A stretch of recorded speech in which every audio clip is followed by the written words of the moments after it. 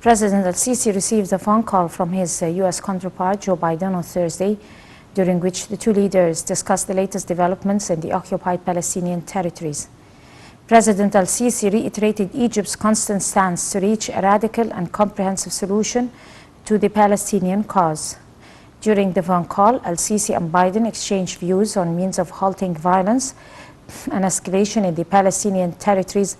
In light of recent developments, they agreed on holding continuous consultations and exchanging views in addition to enhancing coordination among concerned parties during the coming period to contain more escalations.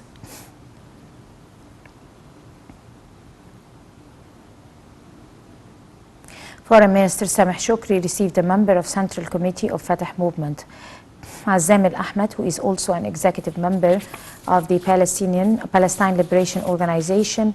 Shoukry asserted Egypt pursues and intends contacts towards ending the current escalation in the Palestinian territories and reaching a ceasefire in Gaza.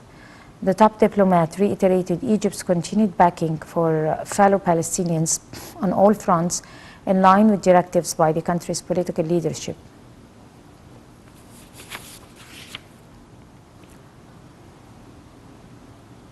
Diplomatic efforts gathered pace for a ceasefire on the 11th day of deadly violence between Israel and Palestinian resistance groups in Gaza as airstrikes again hammered the enclave.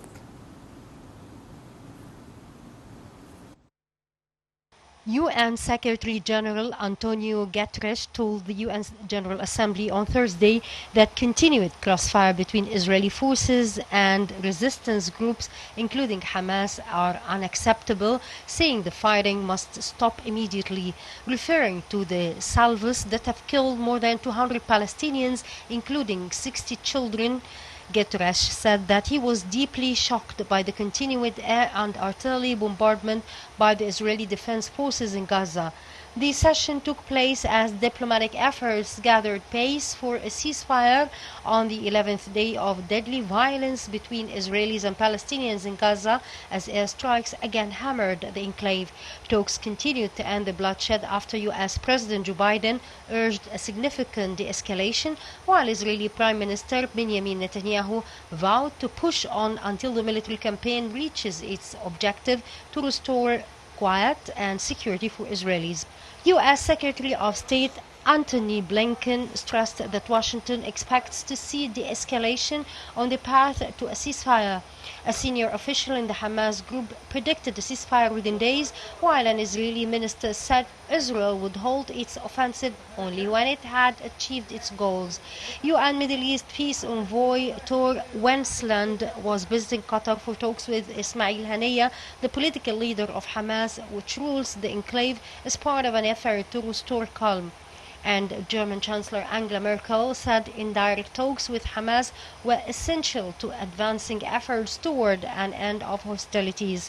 The International Committee of the Red Cross warned that people in Gaza urgently need respite from non-stop hostilities, while the World Health Organization issued an urgent appeal for $7 million it said are needed to enable a comprehensive emergency response in the next 6 months following the escalation of violence. In the occupied West Bank, medical teams had faced obstruction and beatings, detention of ambulances, and incursion into health facilities. In Gaza, 24 health facilities have been damaged, with power outages complicating the situation and 3 water desalination plants serving 400,000 people out of service.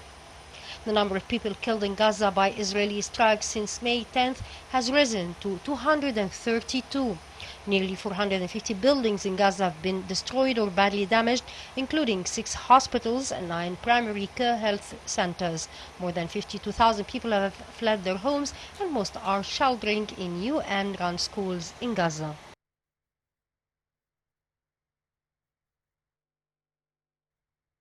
Meanwhile, Israeli Security Cabinet is to meet Thursday evening to discuss a possible ceasefire to end 11 days of fighting with Palestinian militants Gaza.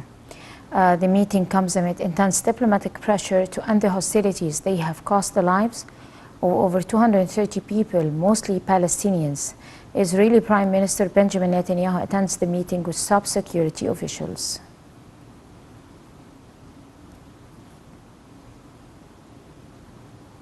Egypt confirmed its rejection of any unilateral Ethiopian measures regarding Renaissance Dam and state is committed to securing interests and rights of the Egyptian people. Spokesman of the Foreign Ministry, Ahmed Hafez, said that Egypt rejects filling the Ethiopian dam during the next flood season in the current year, summer. His remarks came in response to a statement of the spokesman of Ethiopian Foreign Ministry on Ethiopia's intention to complete the dam, even if the three countries did not reach an agreement on filling and operating the dam. Hafez added that the statement of the Ethiopian Foreign Ministry revealing the bad intention of Ethiopia and its quest to abort the ongoing efforts of international African mediators to solve the crisis and its desire to impose de facto on downstream countries.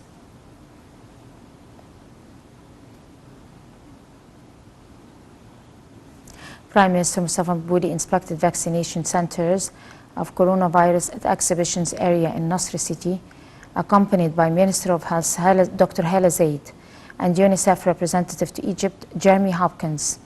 Madbouly reiterated the expansion in establishing those centers comes at aim of vaccinating thousands of citizens daily within the state's plan to curb pandemic outbreak.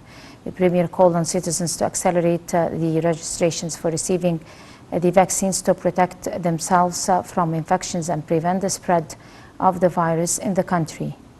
The Minister of Health illustrated that vaccine centers have the capacity of receiving daily about 10,000 persons, and they included 96 clinic, a parking area, and start working from 9 a.m. to 9 p.m.